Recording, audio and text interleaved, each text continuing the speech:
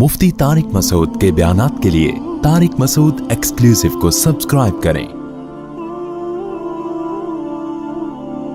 Tariq Masood exclusive.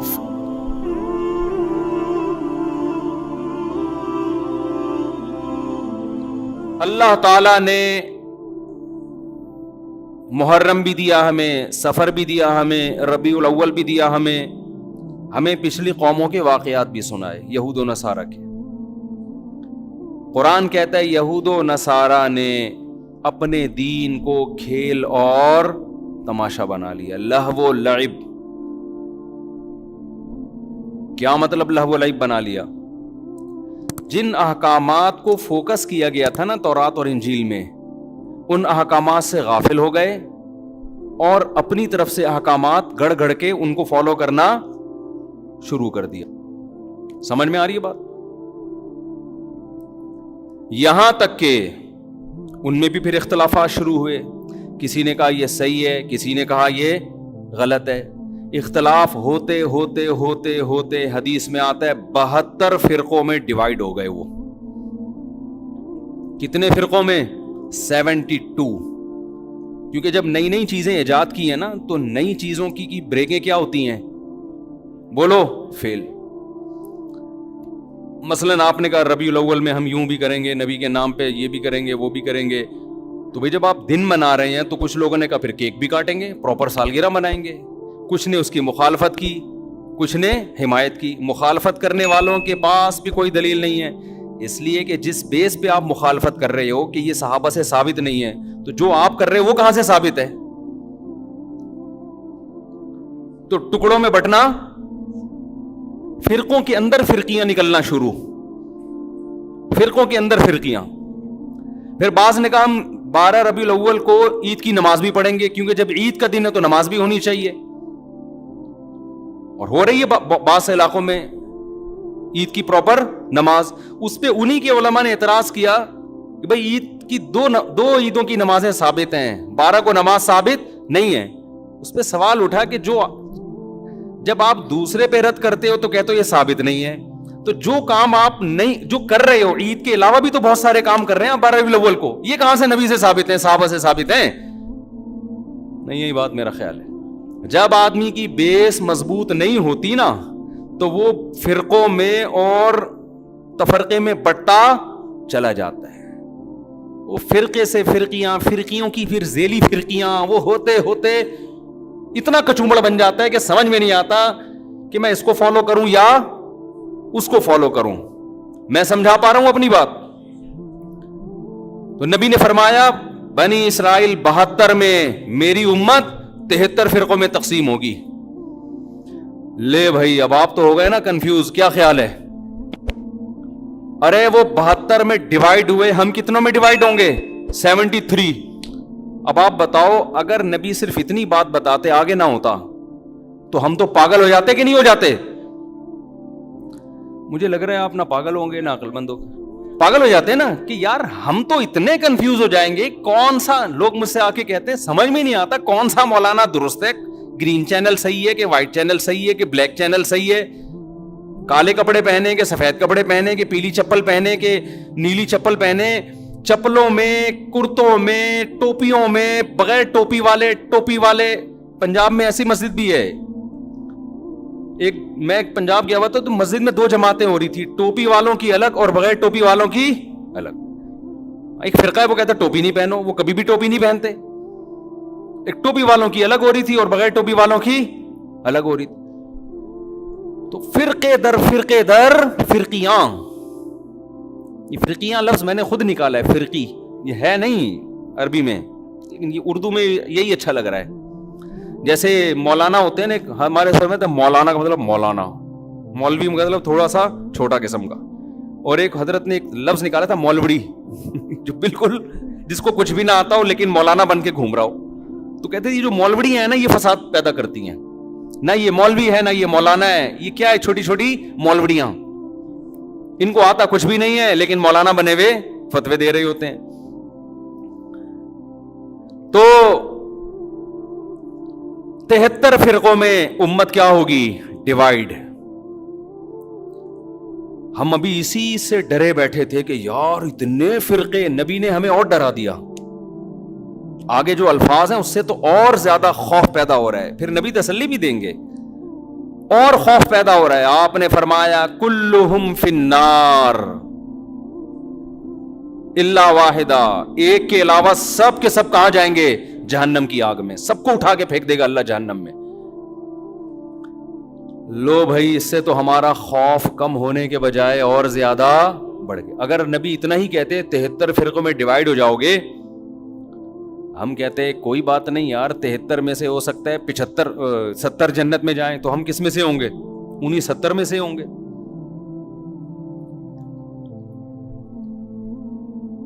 یہ بہت اہم بیان کر رہا ہوں، اس کو کھوپڑی میں بٹھائیں کسی طریقے سے. کلہم فی النار، سب کے سب کہاں ہوں گے؟ جہنم میں. صرف ایک کیا ہوگا؟ وہ کہاں جائے گا؟ جنت میں. صحابہ علم پر حریص تھے، انہوں نے فوراً نبی سے پوچھ لیا کہ یا رسول اللہ وہ ایک جنتی کون سا ہے؟ اگر یہ نہ پوچھتے تو کتنا بیڑا غرق ہو جاتا ہمارا. نبی نے اس فرقے کا نام نہیں بتایا. یہ بھی ہمارے نبی نے ہم پر بہت بڑا احسان کیا، کیونکہ اگر نبی نام بتاتے تو سب لوگ وہی نام رکھ لیتے. ایک آدمی کہتا ہے جی یہ میری طرف سے مٹھائی لے جاؤ، وسیم نام کا آدمی ہوگا، صرف اسی کو دینا. اب مجمع میں ایک وسیم ہے، سلیم ہے، غفار ہے، ستار ہے، یعقوب ہے، یوسف ہے، سارے بیٹھے ہوئے ہیں. بھوک سب کو لگ رہی ہے، مٹھائی کھانے کا سب کا دل کر رہا ہے. شناختی کارڈ کسی کے پاس نہیں ہے. پہلے سے اس نے اناؤنس کر دیا کہ بھائی وسیم نام کے آدمی کے لیے مٹھائی آ رہی ہے. تو سارے وسیم بن جائیں گے کہ نہیں بن جائیں گے؟ سب کہیں گے وسیم کون ہے؟ میں ہوں. اس کو پتا ہے اس نے کون سا نادرا میں جا کے دیکھنا ہے. ایک مٹھائی کے ڈبے کے لیے نادرا میں تھوڑی لے کے جائے گا. سب وسیم بن جائیں گے. آج یہی ہو رہا ہے. جماعت المسلمین نے کہا کہ نبی صلی اللہ علیہ وسلم نے فرمایا قرب قیامت میں جماعت المسلمین کو لازم پکڑنا. 1975 میں ایک جماعت بنائی گئی جس کا صدیوں تک کوئی وجود نہیں ملتا. اس کا ایک امیر خود ساختہ نام رجسٹر کروایا گورنمنٹ آف پاکستان سے جماعت المسلمین، اور وہ جتنی حدیثیں جماعت المسلمین کے بارے میں تھی وہ سارے مٹھائی کے ڈبے لینے کے لیے کھڑے ہو گئے کہ جی یہ ڈبے کس کے ہیں؟ یہ ہمارے ہیں، کیونکہ نبی نے کہا تھا جماعت المسلمین کو لازم پکڑنا. اور دیکھو یہ دیوبندی ہے، وہ حنفی ہے، وہ بریلوی ہے، وہ شیعہ ہے، وہ اہل حدیث ہے. اصل میں کس کا تذکرہ آتا ہے حدیث میں؟ جماعت المسلمین. او بھائی، نبی نے یہ نہیں کہا تھا 1975 میں کوئی جماعت جس کا نام جماعت المسلمین ہو اس کو لازم پکڑنا. نبی کا مطلب تھا مسلمانوں کی جماعت کے ساتھ چمٹے رہنا، الگ سے کوئی فرقہ نہیں بنانا. آپ نے اپنی جماعت کا نام مسلمانوں کی جماعت رکھ لیا. پاگل آدمی تو سینس لیس لوگ ہیں بالکل. تو 1975 سے پہلے مسلمان میں جو صحیح فرقہ تھا وہ تو اس کا تو کوئی جماعت المسلمین کا نام نہیں تھا. وہ کہاں جائے گا پھر؟ میں نے پشاور میں بیان کیا، میں نے ان لوگوں سے کہا دیکھو جو اسلام صدیوں پہلے پشاور میں آیا تھا نا وہی صحیح ہے. اب اگر کوئی تمہیں قرآن و حدیث کے نام پہ ورغلا رہا ہے کہ ہم صحیح اسلام لائے، ہم قرآن و حدیث، تو ان سے بولو 1200 سال پہلے کیا آیا تھا پشاور میں؟ فقہ حنفی آیا تھا نا. تو اب تھوڑی اسلام آ رہا ہے. ساری کتابوں میں لکھا ہے اسلام پشاور میں 1000 سال 1200 سال پہلے آیا. تو وہ کیا آیا تھا اور اب کیا آ رہا ہے؟ اس پہ ایک مولانا نے میرے خلاف بیان کیا کہ اہل حدیث تو امام احمد بن حنبل کے دور میں بھی تھے. مجھے اہل حدیث سے اتنا بڑا اختلاف نہیں ہے، میں ان کو اہل سنت والجماعت میں داخل سمجھتا ہوں چند اختلافات کے ساتھ. وہ میرے اختلافات ہیں، وہ علمی نوعیت کے اختلافات ہیں. باقی ان میں جو متشدد ہیں وہ گمراہ ہیں، جو معتدل ہیں ان پہ ہم وہ فتویٰ نہیں لگاتے جو ہم دوسروں پہ لگاتے ہیں. لیکن یہ دلیل محترم کی صحیح نہیں ہے، اس لیے کہ آپ جو امام احمد بن حنبل سے ثابت کر رہے ہیں کہ انہوں نے کہا اہل حدیث جنت میں جائیں گے، اس سے وہ فرقہ اہل حدیث مراد نہیں ہے. اس سے وہ لوگ مراد ہے جو حدیث کو فالو کرتے ہیں. تو ابو حنیفہ بھی حدیث کو فالو کرتے تھے، امام شافعی بھی فالو کرتے تھے، اب امام احمد بن حنبل بھی فالو کرتے تھے. اس کی سب سے بڑی دلیل یہ ہے کہ امام احمد بن حنبل کے فالوورز کو اہل حدیث نہیں کہا جاتا بلکہ حنبلی کہا جاتا ہے. حالانکہ وہ تو اہل حدیث ہیں، کیونکہ امام احمد بن حنبل خود اہل حدیث ہیں، تو ان کے فالوورز کو حنبلی کیوں کہہ رہے ہو پھر؟ میں سمجھا پا رہا ہوں اپنی بات؟ تو آج لفاظی ہے، الفاظوں سے کھیلا جا رہا ہے، الفاظوں سے، ناموں سے کیا جا رہا ہے، ناموں سے نہیں ہوتا. کہتے ہیں نا ملتے جلتے ناموں سے دھوکہ نہ کھائیں. چاول کی بوری پہ لکھا ہوا ہے، چینی کی بوری پہ لکھا ہوا ہے چاول. ایک آدمی نے دکان میں چینی کی بوری ہے، لکھا ہوا کیا ہے؟ چاول. اس نے بولا چینی ہے، لکھا ہوا چاول کیوں؟ کہہ رہے مکھیوں کو دھوکہ دینے کے لیے. مکھی دھوکے میں آئے گی؟ مکھی لیبل دیکھ کے کبھی بھی دھوکے میں نہیں آتی، وہ خوشبو دیکھ کے جاتی ہے. ہمارے نبی سے صحابہ نے پوچھا کہ اس فرقے کا نام بتائیں، آپ نے نام نہیں بتایا کیونکہ سب لیبل اچھا لگا کے دھوکہ دیتے. آپ نے اس فرقے میں جو خوشبو ہے اس کو بتایا کہ اس میں خوشبو کیا آ رہی ہوگی، اس میں جو علامتیں ہیں وہ کیا ہیں. جہاں اسمیل آ رہی ہو نبی اور صحابہ کی، اس اسمیل کی طرف چلے جانا. اور جہاں نبی کو لغت سے نکال دیا یا نبی کو تو رکھا ہوئے صحابہ کو نکال دیا، اس کے قریب اس کے لیبل اور نام کو دیکھ کر جانے کی کوشش نہ کرنا. آج ہمارا لوگ خون پی لیتے ہیں، کئی طلاقیں دے رہے ہیں، 3 طلاقیں. جس کو دیکھو سعودی عرب کے بن باز کا فتویٰ، صالح العثیمین کا فتویٰ، ان 2 مفتیوں کا فتویٰ کہ بھی سعودی عرب یہ کہہ رہا ہے کہ 3 طلاقیں ایک ہوتی ہیں. میں کہتا ہوں تم نے کلمہ سعودی عرب کا پڑھا ہے یا نبی اور صحابہ کا کلمہ پڑھا ہے؟ کوئی ایک صحابی دکھا دو جس نے 3 طلاق کو ایک کہا ہو، اور میں درجنوں دکھاؤں گا آپ کو. یار آپ لوگوں نے صحابہ سے بھی زیادہ سعودی عرب کے علماء کو بنا لیا ہے. یہ تو 15ویں صدی کے علماء ہیں. وہ کہتے ہیں وہ حدیث کوٹ کرتے ہیں، اس حدیث کا مطلب صحابہ نے کیا سمجھا؟ کسی ایک صحابی نے اس حدیث کا وہ مفہوم لیا جو سعودی علماء لے رہے ہیں. میں سعودی علماء کے خلاف نہیں ہوں، وہ ہم سے زیادہ بہتر ہوں گے، ہم سے تقویٰ میں، للہیت میں، علماء کا ادب ہمارے لیے ضروری ہے. مگر آپ نے جب تقلید کرنی ہے تو آپ سعودی علماء کی کرو گے یا صحابہ کی؟ صحابہ کی کرو گے. آپ فقہ حنفی کو نہیں مانتے، آپ شافعی کو نہیں مانتے، صحابہ کو تو سب مانتے ہیں نا. کوئی ایک صحابی دکھا دو جس نے 3 طلاق کو ایک کہا ہو. حتیٰ کہ جو صحابی 3 کو ایک کہنے والی حدیث بیان کر رہے ہیں وہ بھی 3 کو کتنی کہتے ہیں؟ 3 کہتے ہیں. اس کا مطلب اس حدیث کا وہ مفہوم نہیں ہے جو بن باز مراد لے رہے ہیں.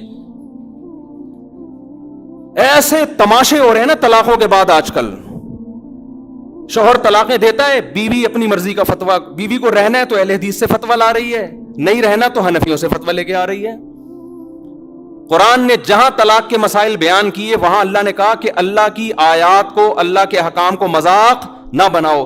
اہل حدیث حضرات علماء کی انتہائی عزت کے ساتھ، لیکن میں یہ اپنا رونا میں ان کے سامنے روتا ہوں کہ آپ لوگوں کی وجہ سے طلاق کے احکام مذاق بن چکے ہیں. اس وقت آپ اس پہ دوبارہ سے تحقیق کریں. اس لیے ہم کہتے ہیں لوگوں کو مجتہدین کو فالو کرو، ان کا علم آج کے مولویوں سے زیادہ، وہ قرآن و حدیث کو آج کے لوگوں سے زیادہ بہتر سمجھتے تھے. ہم قرآن حدیث کے مقابلے میں ابو حنیفہ کو فالو نہیں کرتے، خوب سمجھ لو. ہمارا یہ رائے ہے، فتویٰ ہے، جو صحیح حدیث کے مقابلے میں ابو حنیفہ کو فالو کرے گا کافر ہو جائے گا. گمراہ تو دور کی بات ہے. بات یہ ہوتا ہے کہ حدیث کا ایک تشریح ابو حنیفہ کہتے ہیں، ایک تشریح آپ کی نظر میں ہوتی ہے. ہم اس تشریح کو ترجیح دیں گے جو ابو حنیفہ کی رائے ہوگی. آپ کی رائے پر ابو حنیفہ کی رائے کو ترجیح دے رہے ہیں، نبی کی رائے پر ابو حنیفہ کی رائے کو ترجیح نہیں دے رہے. خدا کی قسم لا الہ الا اللہ، جو قرآن و حدیث پر ابو حنیفہ کو ترجیح دے گا اللہ کی قسم کافر ہو جائے گا. وہ ہمارا موقف 2 اور 2 4 کی طرح ہے، لیکن بات یہ آپ کے کہنے سے نہیں ہم کریں گے. آپ کی ایک رائے ہے جو صحیح بھی ہو سکتی ہے غلط بھی، ابو حنیفہ کی بھی ایک رائے ہے جو صحیح بھی ہو سکتی ہے غلط بھی، لیکن اس میں غلطی کا امکان کم، آپ میں غلطی کا امکان زیادہ ہے.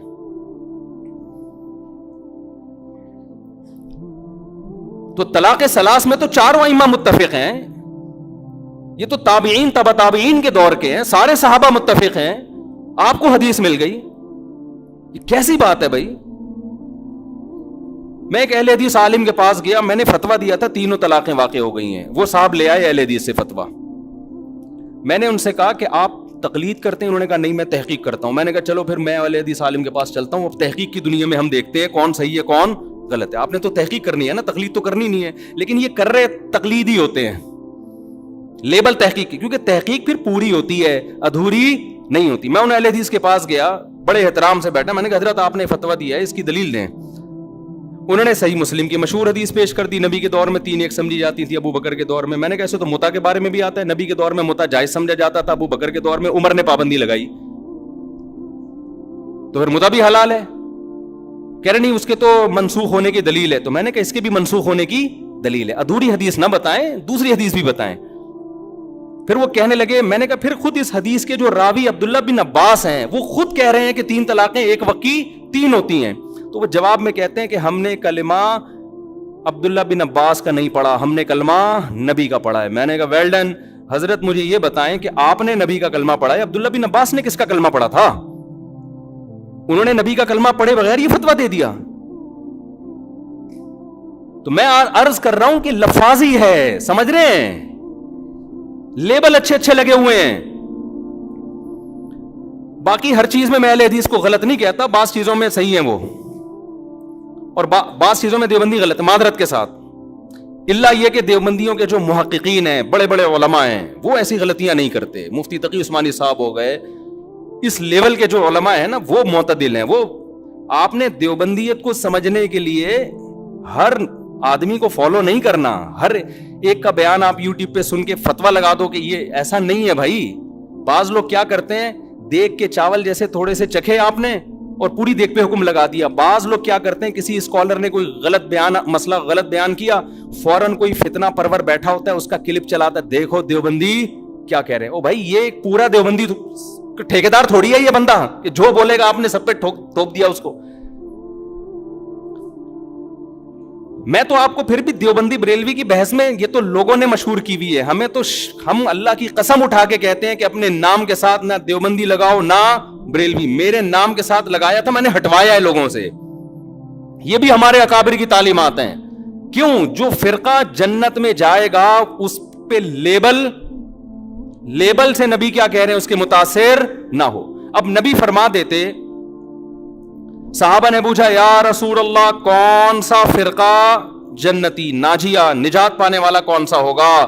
تو ہمارے نبی کا ہم پر یہ احسان کہ آپ نے وہ نام نہیں, آپ اگر کہتے اہل حدیث ہوں گے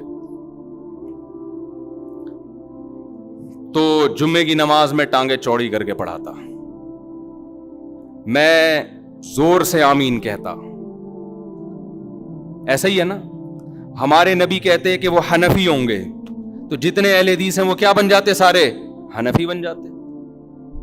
ہمارے نبی کہتے کہ وہ ہری پگڑی والے ہوں گے, اب تو انہوں نے بھی سفید کر دی پگڑی, تو ہم سب ہرے ہرے ہوتے یہاں پہ.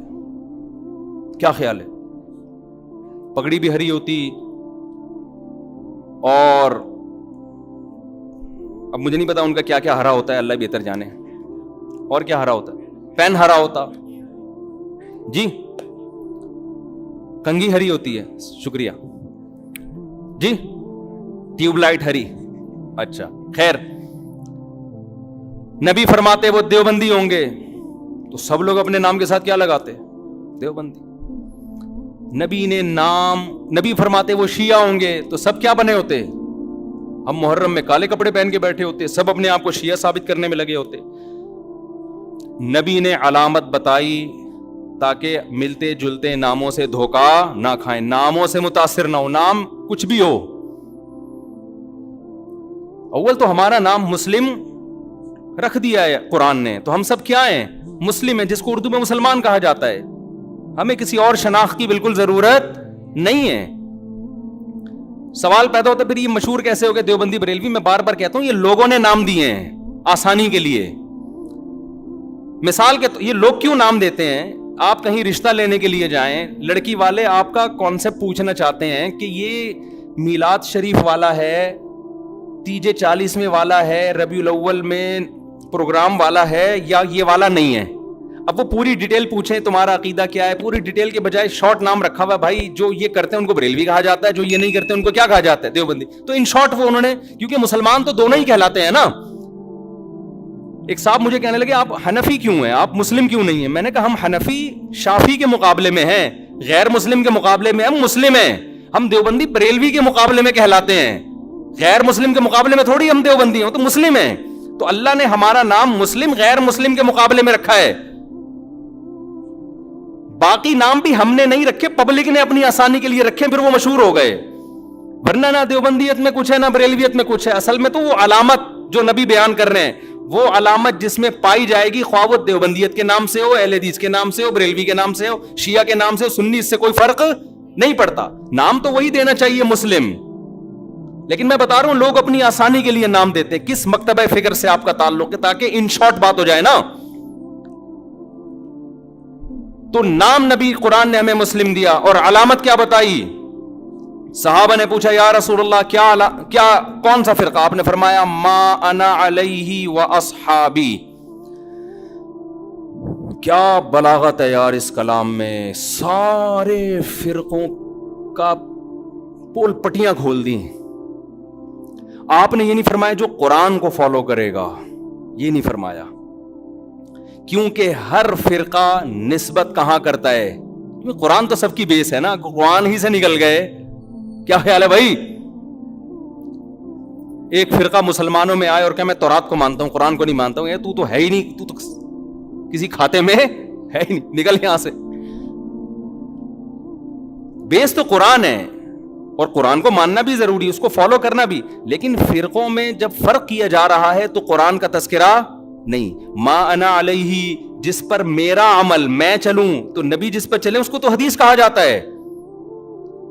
اور یہ بھی نہیں فرمایا حدیث, کیونکہ حدیث قول, عام طور پر حدیث کا اطلاق قول پر ہوتا ہے. بخاری میں ایک روایت آ گئی, مسلم میں ایک روایت آ گئی, لوگ اس کو حدیث سمجھتے ہیں. نبی کا جو پراپر عمل رہا ہے, کس پر آپ صلی اللہ علیہ وسلم عمل کر کے گئے ہیں, اس کو آج کل کے لوگوں نے حدیث سے خارج کر دیا. مثال کے طور پر امام مالک حدیث لے کر آتے ہیں ہاتھ باندھ کے نماز پڑھنے کی, فتویٰ دیتے ہیں ہاتھ چھوڑ کے نماز پڑھی جائے. میں مسجد نبوی میں بیٹھا ہوا تھا, ایک صاحب تقریر کر رہے تھے اردو میں. سارے فتنے وہاں اردو اسپیکنگ جا کے پھیلاتے ہیں, عرب میں نہیں عام طور پر یہ تشدد. اس سے کسی نے پوچھا کہ ہاتھ چھوڑ کے نماز پڑھنا کیسا ہے؟ انہوں نے کہا بالکل ناجائز, بدعت. کیوں؟ حدیث میں آتا ہے ہاتھ باندھ کے نماز, ہم حدیث کو فالو کریں گے, امام مالک کو فالو نہیں کریں گے. اتنی سختی سے امام مالک پہ رد کیا. میں نے کہا اس جگہ امام مالک نے کئی سال بیٹھ کے درس دیا ہے, اس نے ان کی شخصیت کا بھی احترام نہیں کیا. عوام یہ میسج لے کے جا رہی ہے کہ قرآن و حدیث کا اس کو پتا ہے, امام مالک کو پتا نہیں تھا, حالانکہ وہ تو تبع تابعین میں سے ہیں. حدیث میں آتا ہے ان قریب ایک شخص پیدا ہونے والا ہے مدینہ میں, جس کی طرف پوری دنیا سے علم کے لیے لوگ آئیں گے. اکثر علماء اس طرف گئے, اس سے مراد امام مالک ہیں. اکثر علماء اس طرف گئے. اتنے بڑے عالم کا مذاق اڑا دیا آپ نے. آپ یوں کہہ سکتے تھے کہ حدیث میں آتا ہے کہ ہاتھ باندھ کے نماز. امام مالک نے دیکھا کہ مدینہ والے ہاتھ چھوڑ کے نماز پڑھ رہے ہیں. امام مالک نے اس سے دلیل پکڑی کہ انہوں نے صحابہ کو دیکھا ہوگا, اور صحابہ نے کس کو دیکھا؟ نبی کو. تو اگرچہ باندھنے کا تذکرہ ہے, لیکن نبی کا آخری عمل کیا تھا؟ ہاتھ چھوڑ کے. تو امام مالک کی رائے میں یہ دلیل ہے. وہ کہہ رہے ہیں کہ حدیث میں تو ہمیں باندھنے کا تذکرہ ملتا ہے, لیکن جو عمل مل رہا ہے ہمیں پریکٹیکلی, جو تواتر مل رہا ہے وہ چھوڑنے کا مل رہا ہے. تو عملی تواتر کو وہ زیادہ ویلیو دے رہے ہیں قولی حدیث سے, تو وہ بھی حدیث ہی پر عمل کر رہے ہیں. پھر آپ ایک رائے بیان کر دیتے کہ بھئی ان کی رائے بھی ٹھیک ہے, دلیل ان کی بھی بنتی ہے, لیکن ہم حدیث کے ظاہر کو دیکھتے ہیں, بھئی باندھنے کا تذکرہ ہے تو ہم کہتے ہیں نبی نے جو چھوڑ کے نماز پڑھی ہوگی, ہو سکتا ہے وہ کسی عذر سے پڑھی ہو, یا ہو سکتا ہے کہ جی وہ آسانی کے لیے, یہ بتانے کے لیے کہ یہ بھی جائز ہے. تو ادب کا تقاضا یہ کہ باندھ لیے جائیں. لیکن اگر کوئی امام مالک کی رائے کو فالو کر رہا ہے تو ہم اس کو بھی برا نہیں کہیں گے. یہ انداز ہوتا تو میرا خیال ہے زیادہ اچھا ہوتا. لیکن آج کل کے اسکالرز جو قرآن حدیث کے ٹھیکیدار بنے ہوئے ہیں, ان کا یہ اسٹائل بولو نہیں ہے. ان کا یہ اسٹائل ہے کہ حدیث مجھے آتی ہے, باقی سارے جاہل ہیں. یہ تو امام مالک کے بارے میں. اگر وہ پوچھ لیتے نا رفع الیدین کا مسئلہ امام حنیفہ کا, پھر تو وہ ایک دم آگ نکلنا شروع ہو جاتی. جو اسٹائل امام مالک کا تھا کہ مدینہ میں نے لوگوں کو ہاتھ چھوڑ کے نماز پڑھتے ہوئے پایا ہے, رفع الیدین نہ کرنے کے بارے میں وہی دلیل کس کی ہے؟ امام ابو حنیفہ کی, کہ کوفہ علم کا مرکز تھا. کوفہ میں عبداللہ بن مسعود اور علی رضی اللہ تعالیٰ عنہ کے آ کے آباد ہوئے. یہ دونوں صحابہ علم میں دوسروں سے بہت زیادہ تھے. ان کے شاگرد جتنے بھی کوفہ میں تھے رفع الیدین نہیں کرتے تھے. امام ابو حنیفہ نے اس سے استدلال کیا کہ ٹھیک ہے بخاری مسلم تو امام حنیفہ کے بعد آئی ہے, لیکن صحیح حدیثیں رفع الیدین کرنے پر بھی ہیں, لیکن یہ جو آخر میں نہیں کر رہے اتنے سارے صحابہ, تو یہ اس کی علامت ہے نبی نے آخر وقت میں ترک کر دیا تھا. آپ اس دلیل پہ آپ یہ کہہ سکتے ہیں کہ مجھے یہ دلیل سمجھ میں نہیں آتی, میری رائے یہ کہ کیونکہ بخاری میں ہے تو ہم رفع الیدین کریں گے. ٹھیک ہے, آپ کی نہیں سمجھ میں آ رہی تو ٹھیک ہے, ہم تو مانتے ہیں نبی نے کیا ہے. لیکن اگر ابو حنیفہ اہل کوفہ اور صحابہ تابعین جو ان کے شاگرد تھے ان کے عمل سے استدلال کرتے ہوئے نہ کرنے کا فتویٰ دے رہے ہیں, آپ ان کی نماز کو بولو خلاف سنت ہے, اس کا مطلب آپ اپنی رائے کو دوسرے پر تھوپنا چاہتے ہیں.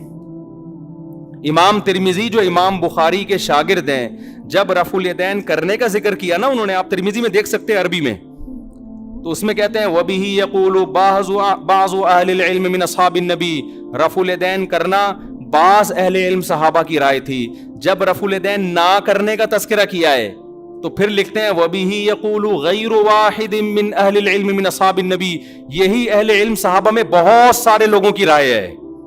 یہ کون کہہ رہے ہیں؟ امام بخاری کے شاگرد.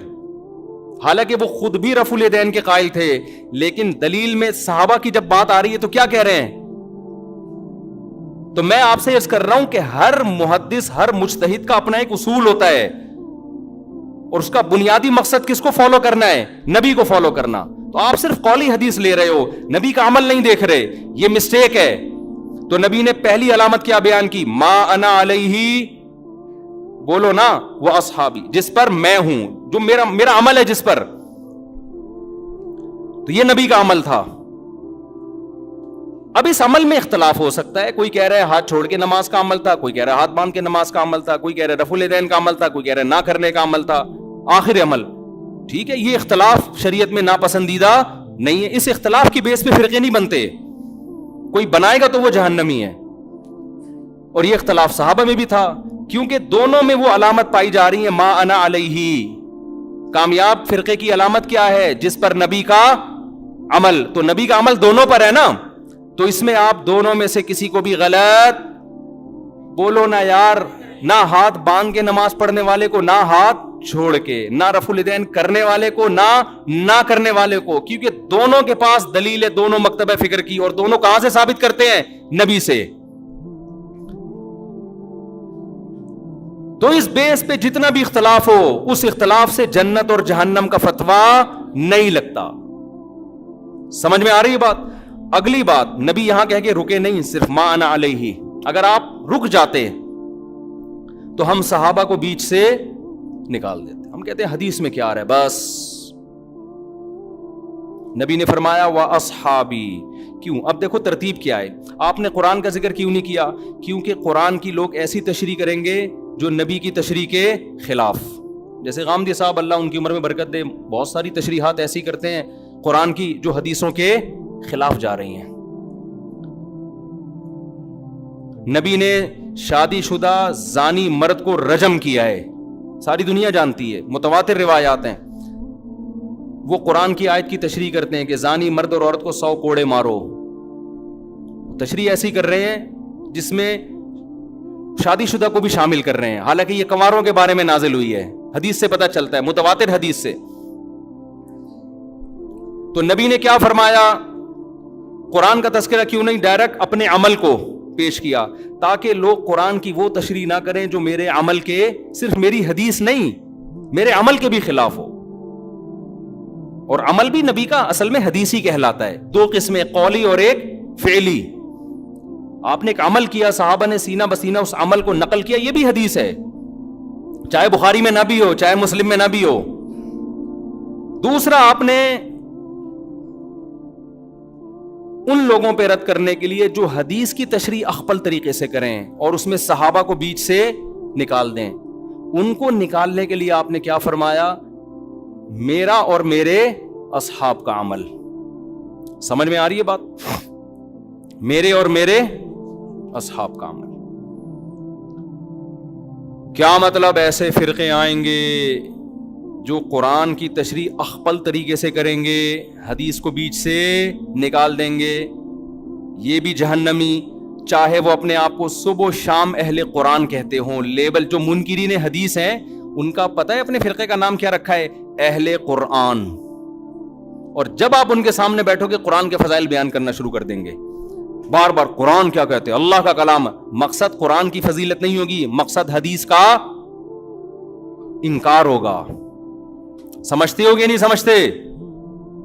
لوگ متاثر ہوتے ہیں, یار یہ ماشاءاللہ اللہ کے کلام کو کتنا فوکس کرتے ہیں, ماشاءاللہ کتنا ان کے دل میں اللہ کے کلام کا جلال ہے. او بھائی, یہ جو آپ کے سامنے صبح و شام قرآن کے فضائل بیان کر رہا ہے, اس کا مقصد حدیث کی نفی ہے.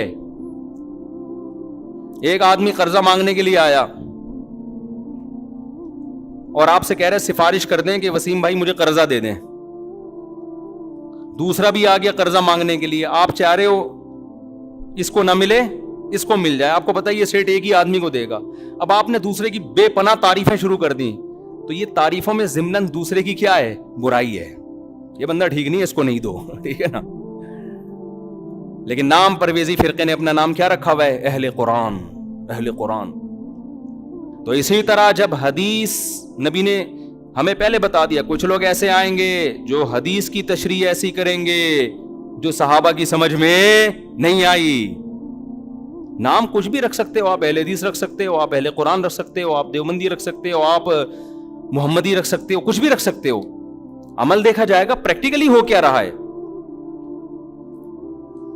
بھئی صحابہ کیوں نہیں, صحابہ کا فتویٰ یہ کیوں نہیں ہے؟ اور ان صحابہ میں بھی آپ نے سب سے زیادہ ہائی لائٹ کیا خلفائے راشدین کو. علیکم بسنتی و سنت الخلفاء الراشدین المہدیین, میری اور خلفائے راشدین کی سنت کو لازم پکڑو. میں دعوے سے کہتا ہوں خلفائے راشدین کے دور میں کوئی ایک مسجد دکھا دو جس میں رمضان میں 8 رکعت تراویح ہوتی ہو, کوئی ضعیف سند دکھا دو میرے بھائی. آپ بخاری مسلم کی حدیث ہے جو 8 رکعت والی, اس کی تشریح ایسی کر رہے ہیں جو صحابہ میں کسی کی سمجھ میں بولو نہیں آئی. اس کا مطلب آپ کی تشریح غلط ہے. بعض لوگ کہتے ہیں حضرت عمر سے ایک ضعیف روایت پیش کرتے ہیں کہ اس میں 8 کا تذکرہ ملتا ہے, وہ ضعیف روایت ہے. مان لو تو صحابہ کو نبی نے حکم دیا عمر کو فالو کرو نا, تو اگر حضرت عمر نے 8 پڑھوائی تھی تو پھر پوری دنیا میں ہمیں 8 ملتی کیوں نہیں ہے؟ کوفہ میں, بصرہ میں, دمشق میں, مصر میں 8 سے زیادہ کیوں ملتی ہیں ہمیں؟ آج لوگ کہتے ہیں مکہ مدینہ میں 8 ہو رہی ہیں. بھئی آج کا مکہ مدینہ لوگے یا 1200 سال 1300 سال پہلے کا مکہ مدینہ لوگے؟ آج لوگ کہتے ہیں سعودی عرب میں 3 کو 1 کہتے ہیں. او بھائی سعودی عرب میں آج کہتے ہیں نا, 1400 سال سے سعودی عرب میں 3 کو 3 ہی کہتے تھے. تو 1400 سال سے جو اسلام تھا وہ والا صحیح تھا یا آج جو اسلام ہے وہ والا صحیح ہے؟ کھوپڑی کام نہیں کر رہی لوگوں کی, یعنی عجیب. ایک صاحب مجھے کہنے لگے آپ لوگ پتہ نہیں کیا باتیں کرتے ہو, وہاں تو مصر میں بھی 3 طلاق کا 1 ہو گئی ہے, یہ سوڈان میں بھی 3 1 ہو گئی ہیں, اور پاکستان میں بھی ہو رہی ہیں قانونی. اور میں نے کہا یہ اب ہو رہی ہیں, اسلام آج آئے 1400 سال پہلے آیا تھا. اب ہونا اس کی علامت ہے کہ اب تک نہیں تھا, اب تک 3 ہی تھیں. لوگ کہتے ہیں پوری دنیا میں 8 تراویح ہو رہی ہے, آپ لوگ کو پتہ نہیں کیا 20 پڑھ رہے ہو. کب سے شروع ہوئی ہیں 8؟ آپ 100-150 سال پہلے تاریخ کی کتابیں اٹھا کے دیکھو, پوری دنیا میں 20 سے کم کہیں بھی 1 رکعت بھی نہیں ہوتی تھی. تو بعد میں چینج ہوئی ہے. اب جو چینجنگ ہو رہی ہے وہ قابل قبول نہیں ہے. اب تو چینج, اب تھوڑی لوگ. عبداللہ بن مسعود کا مشہور قول ہے, من کان منکم مستنن فلیستن بمن قد مات. جو تم میں فالو کرنا چاہتا ہے پہلوں کو فالو کرے, اس لیے کہ زندہ لوگوں کے بارے میں یہ خوف ہے کہ وہ فتنے سے محفوظ نہیں ہے. زندہ لوگ بک بھی جاتے ہیں, ان کے اپنے مفاد بھی ہوتے ہیں, سیاسی مفاد بھی ہوتے ہیں, حکومتی دباؤ بھی ہوتا ہے. اب حرمین میں کہہ رہے ہیں 10 رکعت تراویح ہو گئی. بھائی کیا پتا بادشاہ نے ایک آرڈر دیا ہو کہ 10 ہوں گی. ہمارے ایک دوست وہاں فجر کی نماز کا ٹائم داخل, اقامت ہو رہی, بیٹھے ہوئے ہیں. میں نے کہا بھائی نماز کھڑی ہو رہی ہے, مسجد نبوی میں پڑھو. کہہ رہے ہیں پتہ نہیں کہ ایسا نہ عمر ملک ہو, بادشاہ کا حکم ہو وقت سے پہلے پڑھنے کا, تو میں پہلے اپلیکیشن میں دیکھ لوں ٹائم داخل بھی ہوا کہ نہیں ہوا. خیر وہ تو تھوڑا انہوں نے غلو کر دیا, لیکن وہ ڈر گئے تھے نا یار کہ ایسا نہ ہو کہ بادشاہ سلامت میں کچھ بھی حکم دے دیا ہو. ایسا ہوتا نہیں ہے کہ بادشاہ سلامت ٹائم سے پہلے نماز پڑھنے کا آرڈر دے دے. لیکن آپ کیسے یہ کہہ سکتے ہو کہ یہ عرب علماء کا فتویٰ ہے؟ اگر چند کا ہے بھی تو ہمارے لیے ان کے احترام کے باوجود وہ فتویٰ حجت نہیں ہے.